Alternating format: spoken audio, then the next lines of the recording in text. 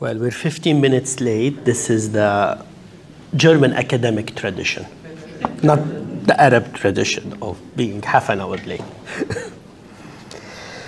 So, good morning, everyone. Good morning, esteemed guests, scholars, artists, and colleagues.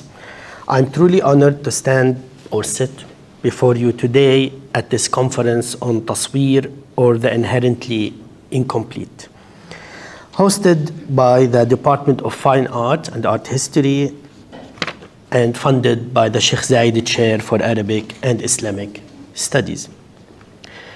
This gathering is a testament to the vibrant intellectual exchange that defines our fields, our programs, and departments here at AUB.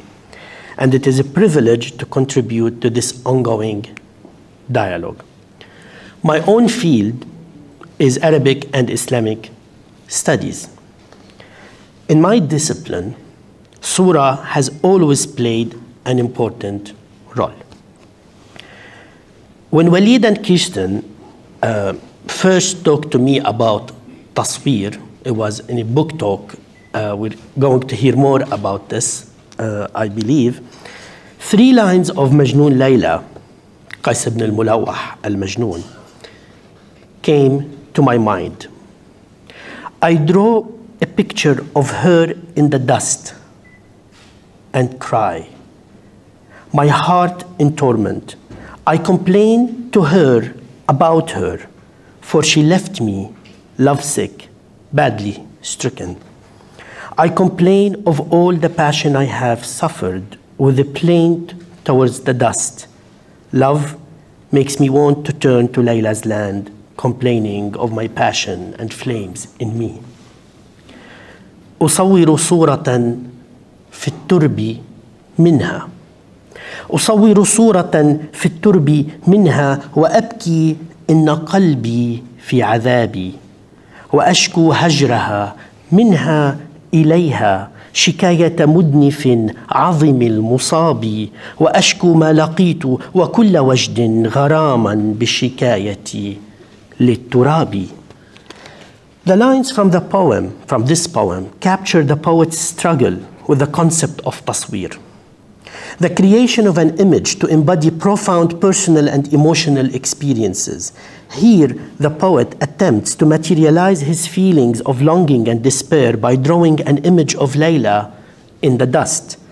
This act symbolizes the transient and incomplete nature of attempting to capture the essence of his emotions and Layla's image, reflecting the concept of taswir as inherently incomplete. The poet's actions, drawing in dust, a medium that will easily scatter, underscores the futility and the fleeting nature of his attempt to solidify his feelings and memories into a lasting form. Majnoon is not God. He is not the Musawwir.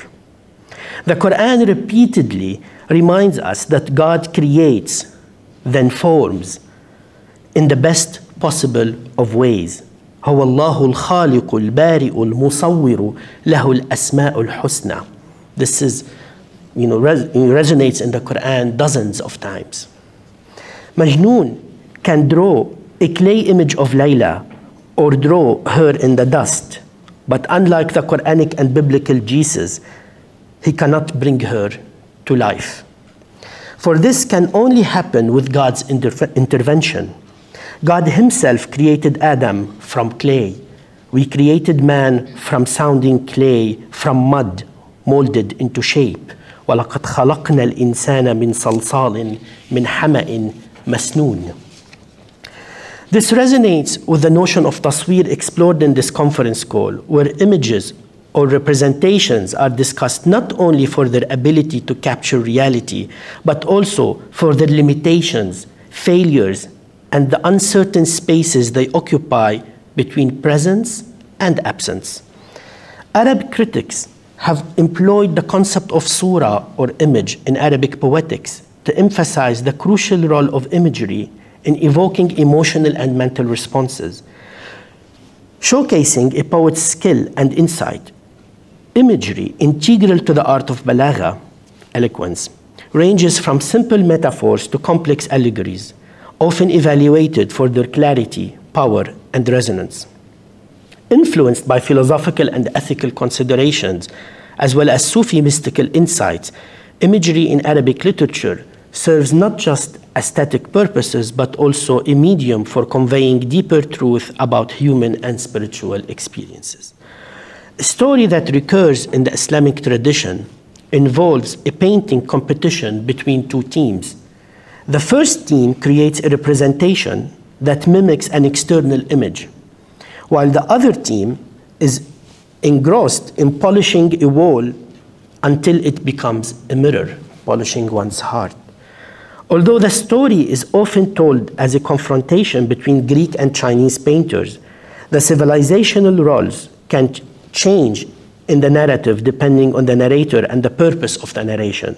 Nizami, Rumi, Ibn Khaldun, and others modified the story and employed the opposing themes, their complex textual signals that reference and preserve traces of ancient debates, but also propose new interpretations about the structure of knowledge.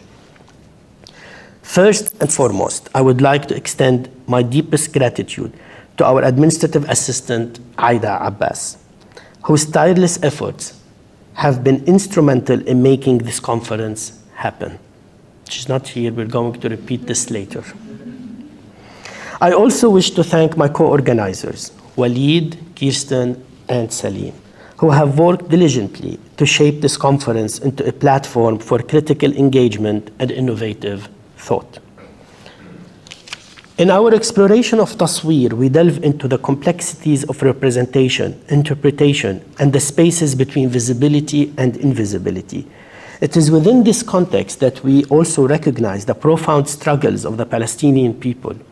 Their enduring pain and resilience remind us that some experiences resist simplification and transcends the bounds of visual representation. As we proceed with the conference, let us ponder the inherently incomplete nature of Taswir. This concept invites us to reflect on the gaps and silences as much as on the depicted and the spoken.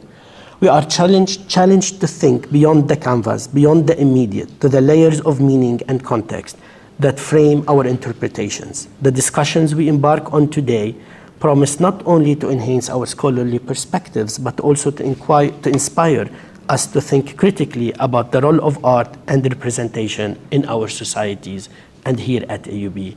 Welcome to AUB.